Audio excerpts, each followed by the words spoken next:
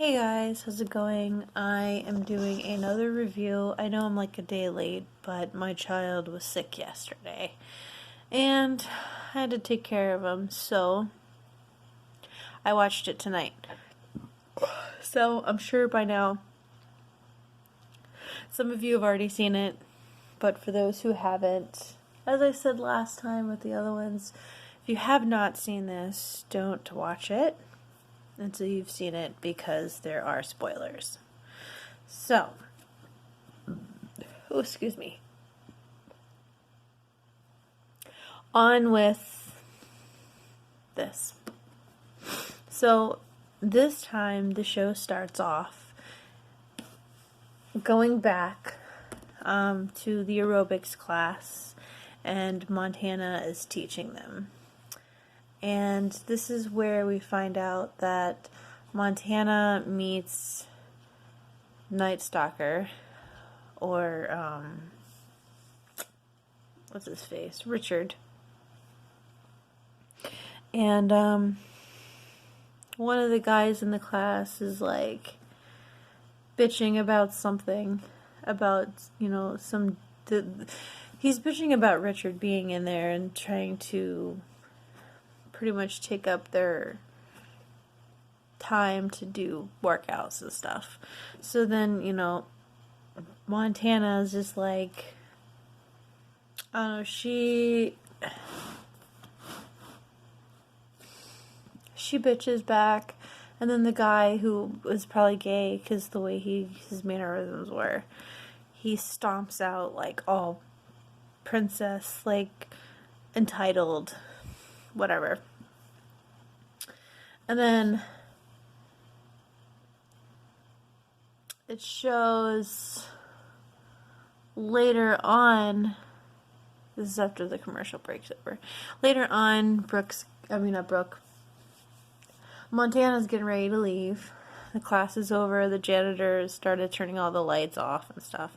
And so she goes to the locker room, goes to her locker, and notices that the guy who is bitching,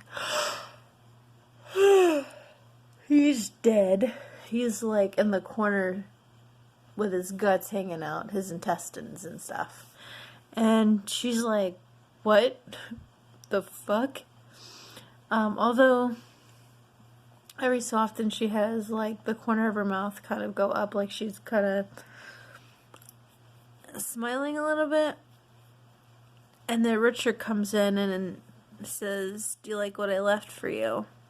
And she turns around and they're talking, and she's talking about how she asks him if he actually kills just anybody. And then she asked, would you ever kill me? And he said no. Mind you, this is after they've had sex in the locker room, and there's like blood everywhere, so they've got like blood all over them and all that. And he says no, he wouldn't kill her. And then she's like, would you kill for me? He's like, he points to the guy, which is like, do you really need to ask that? So then it flashes forward to now. And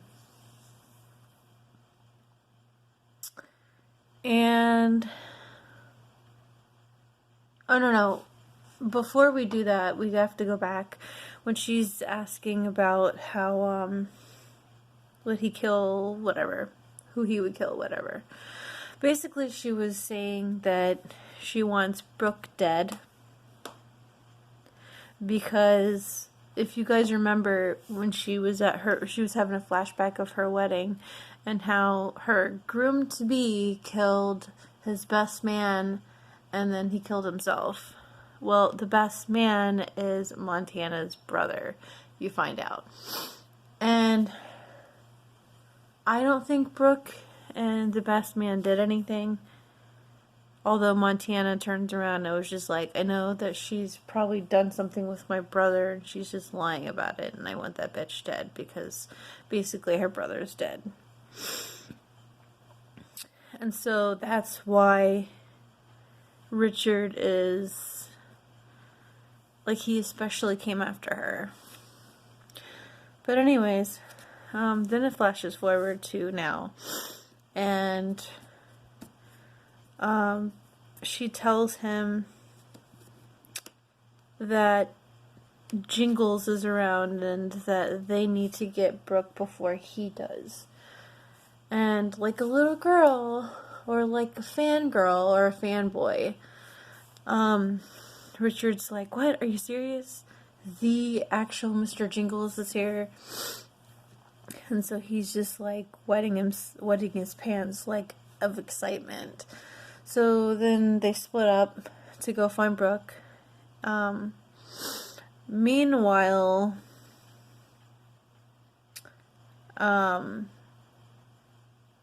it switches to the guys, Trevor, Xavier, and Chet. Chet's on the table. He's flipping out. Xavier cuts his shirt so they can try to patch him up and stuff. And Chet passes out. They think he's dead. Trevor feels his pulse right here. He's like, no, he's still alive, barely. And so he gets this syringe that has, like, adrenaline basically in it. And Xavier's like, you think that's gonna work? He's like, I don't know, maybe. I mean, it's not gonna hurt him. So he stabs it in his chest, puts the adrenaline in there, and they're like, okay, well, nothing's happening, so it didn't work. And then, like, all of a sudden you see, like, this huge jump scare of Chet sitting up really quick. Like, you know. So then they cover him up. They were talking about there's a car that, they can get the keys, and I think it's Margaret's car. So Trevor was going to get the keys. That way they could escape and, they could meet up with everyone else. And then they tell Chet to they'll come back for him, just to chill there and rest. Meanwhile, Xavier goes to the cafeteria. And then on the other side, Trevor goes this way to go towards Margaret's place to get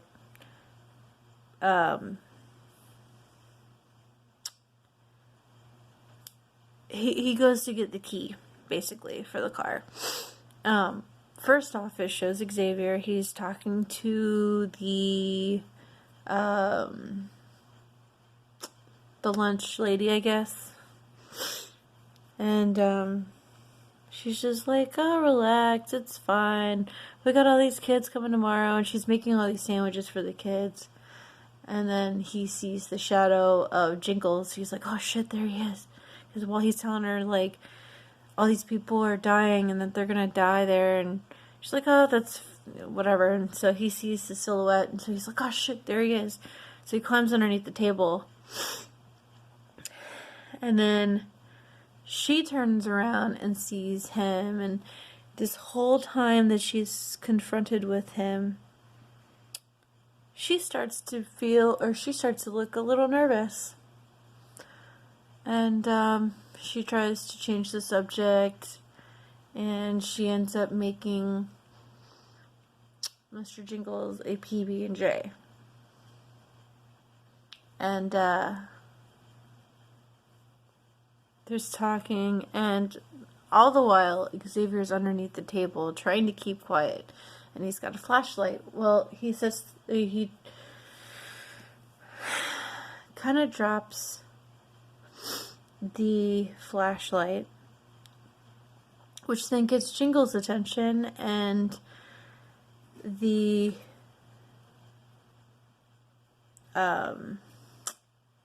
the cafeteria lady is just like, oh fuck. I guess her name's Birdie from what I see on here. I'm not reading it just yet. And so she's like, oh fuck. Well, come to find out, he pulls Xavier from underneath the table, and then he's just fighting him off. There's fighting. Xavier's trying to fight him off, and then he knocks him unconscious. And then Birdie, the cook, tries to hurt Jingles. That way Xavier can get away, but it didn't work. Come to find out, he takes Xavier and throws him in the oven, turns it on all the way to broil, and then he stabs the shit out of the cook. But she's not dead. And I'm sitting there like, oh, come on, man. Somebody's got to rescue him. He's going to mess up this pretty face. And, you know, blah, blah, blah, blah, blah. So then it goes to Brooke. She's trapped in this room that Rita put her in. And so she bangs on the door and knocks it out, and then she's trying to run away, and then this chunk of wood that has little spikes. Hold on, let me see if I can find. Hold on. Well, it comes out from the trees and swings, and it just kind of misses Brooke a little bit. I think it hit her a little bit. Let me see. Wood. Hang on. With spikes. And then she's running in the other direction, and she gets caught in a trap, like a netting trap that's hanging from the tree. And Rita comes out,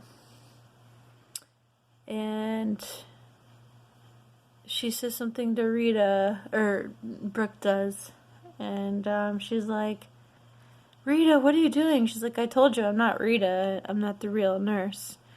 And she says she's a psychologist, and that she helped Jingles escape, and that, you know, she's wants to see him in his natural habitat, and blah blah blah blah blah, and whatever bullshit.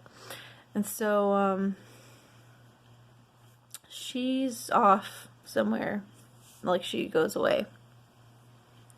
And then Brooke's sitting there screaming for help, and then you see Montana. She sees her hanging up in the net, and she's like, oh, shit. So she has to act all friendly and stuff, and she comes up there, and she's like, what do? I can't pull you down, because she's trying to pull her down. And she's like, just get something large enough to cut this and get me out of here. And she goes off, meets up with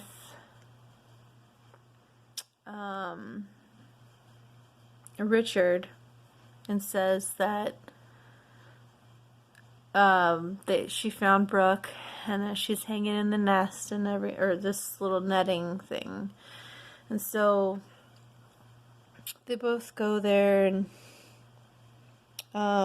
before Montana runs off to go with her little boyfriend, Brooke tells Montana that Rita is the one that released Jingles. Now at this point she doesn't know that, you know, all that. And so she's hiding in the woods, and here comes Night Stalker and Jingles at the same time. And so he wants to mingle and tingle, like, not tingle, but like,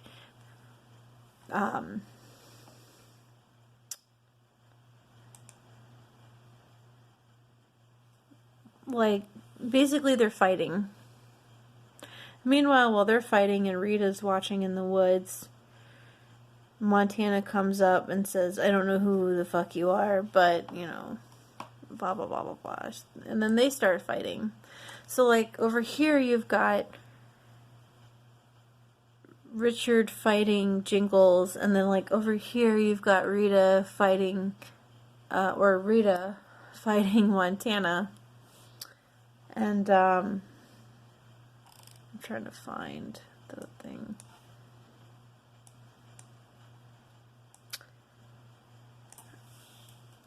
Anyways, and here Brooke is trying to figure out how to get down from the stupid netting.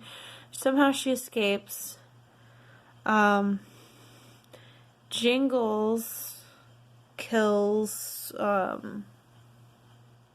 Richard. And earlier in the episode,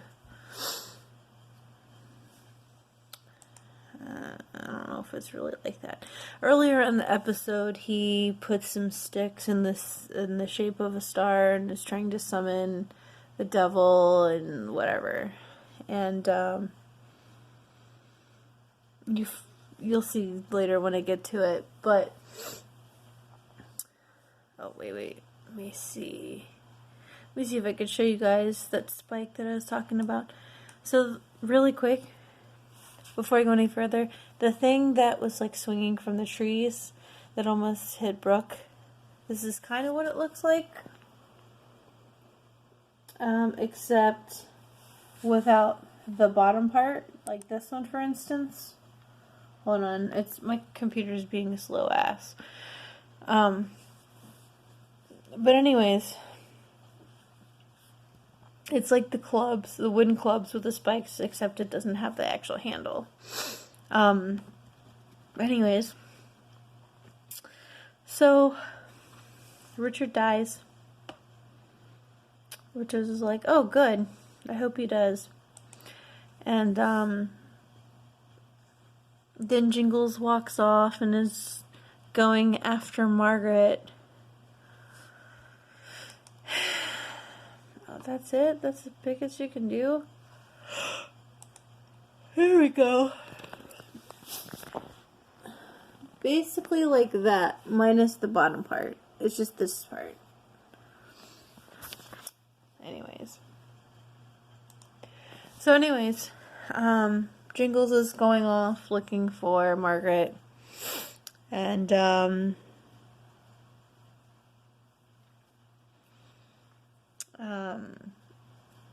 everyone runs off, whatever. Or I think Rita gets knocked out or something like that. And the cook, barely alive, pulls the handle, because basically what he did was he put Xavier in the oven to broil and put a ladle in the door so he couldn't push it open. So then the cook actually pulls the ladle out and Xavier falls out of it. And he sees her and she's just like, basically she took the knife because he said he's going to go get help. She's like, no. She is so fucked up that she just wants to die. And she's old anyways. So she wants him to kill her.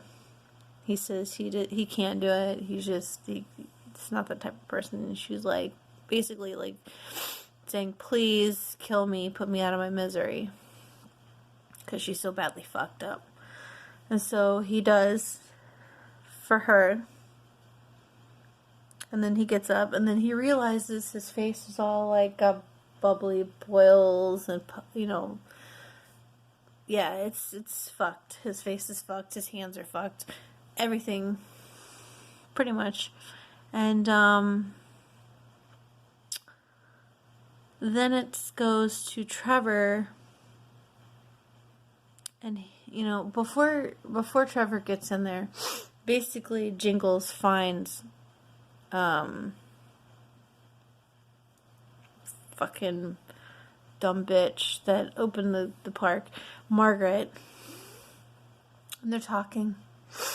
And you find out that Jingles never killed any of those people. It was Margaret all along. Because back, like it flashes back to the 70s when Margaret was younger. And he was actually a nice guy. And she was kind of an outcast. These like cool kids who were bitchy and kind of assholes were just making fun of them. She got bullied basically, and he said that he would protect her or whatever. And come to find out, they didn't. And she ends up, or she wants him to kill them because she got bullied so hard, and he didn't. And she ends up killing them and taking their ear and making it look like he did it. And so they made up this story about like the whole war thing and how he came back from war and he was just like, I don't know, all fucked and stuff when he was innocent the whole time. You see him in the institute with something in his mouth. He's trying to say that he didn't do all that, and they put the thing on the head, and then they electrocute him, basically. So then now, flashing forward, this whole time he's thinking that he's the one that killed him.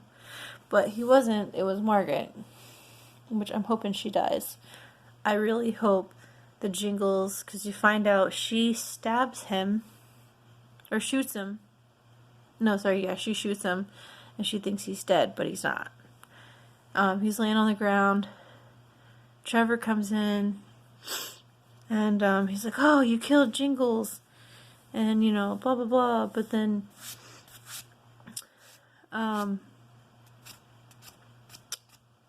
he says that they're trying to get out of there, and she ends up stabbing him. She stabs him to death.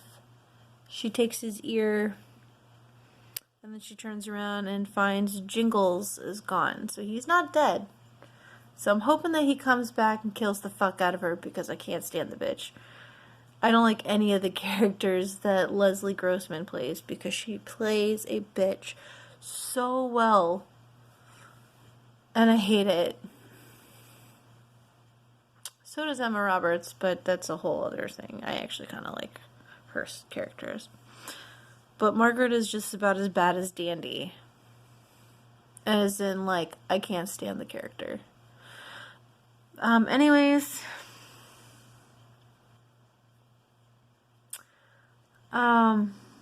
Xavier goes to this bridge, and he sees Jingles. And he's trying to, you know, attack him, to kill him, because he thinks that Jingles is there to kill him. But, you know, then Jingles says he's not who he said he was, once he found out. And then Brooke comes up, but Mr. Jingles is gone. And Brooke finds Xavier. She's like, oh my god, what the fuck happened? Basically. So then they go meet up with everyone else. They meet up with Chet, Montana, and Margaret. Whereas in the woods, her name's Donna, but I say the fake Rita, witnesses. Now remember when I said earlier that Richard does the whole star thing, the Satan star. He is not dead. He ends up getting the supernatural to pull him up from the ground and basically heal him and make him come alive again. And so Donna witnesses that. And she's like, oh, fuck.